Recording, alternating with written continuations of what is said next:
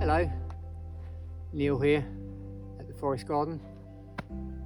Hopefully you're still still interested in what videos and information I'm putting up on the channel. I'm happy if people are actually interested in just seeing how we're getting on and watching all the mistakes we're making, which there are probably plenty of.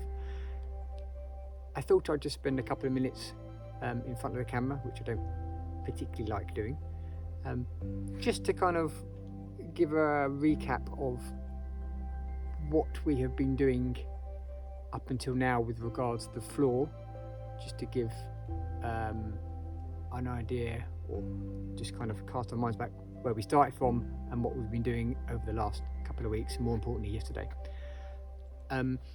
So to cut a long story short, we decided to rip out all of the floor throughout the whole cabin, because we were unsure of the state of that floor, and it had some really rotten material like PVC and lino and stuff that was not very friendly towards the logs. We ripped the floor up, took about 1 billion layers of floor panels off and ripped out all the old kind of insulation, got down to the dirt, obviously revealed the cellar, got rid of that, as you saw from an earlier video, filled in that hole, and got us back to a starting point.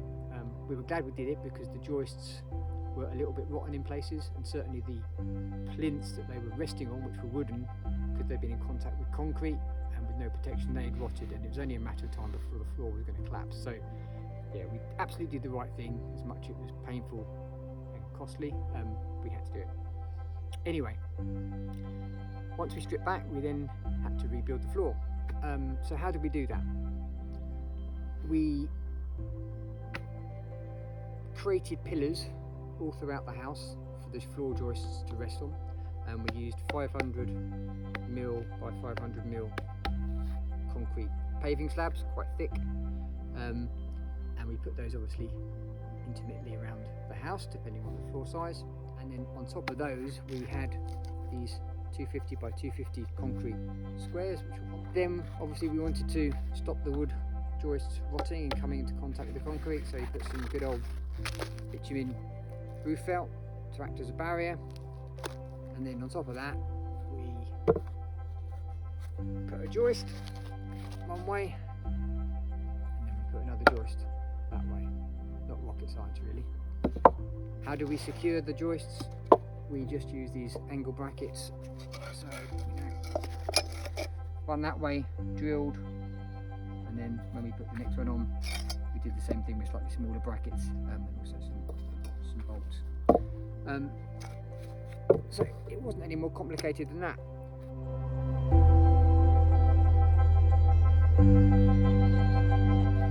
We did that all the way around the house for all the rooms apart from the bathroom to stop the capillary action of moisture coming up from the floor base up through the wood and through the floorboards, and also to keep it warm. So the big thing we did yesterday is we had a massive delivery of foam glass, which a lot of people haven't heard of. It's quite new, certainly new in the UK. It's been around in the Nordics for a little while, quite a while actually. And it's basically these little kind of pebbles, you can hear it. These ones are up to 20 mil, 30 mil in size, which is okay for our purposes. And it's great material, so it's recycled glass, so it's really eco-friendly. It stops capillary action, and the ideal depth is about 30 centimetres, so we made sure that we have 30 centimetres of depth between the floor and the level of the top joists where this is going up to. And in some places we had more, and that will act as the natural barrier for moisture permeating up through to the joist. So we had this blown in yesterday by a mega blowing machine, which we didn't get involved with because it was pretty dusty work, and that was blown in under pressure, and I've then gone around this morning and last night just compacted it down and by hand just to even off any kind of ripples.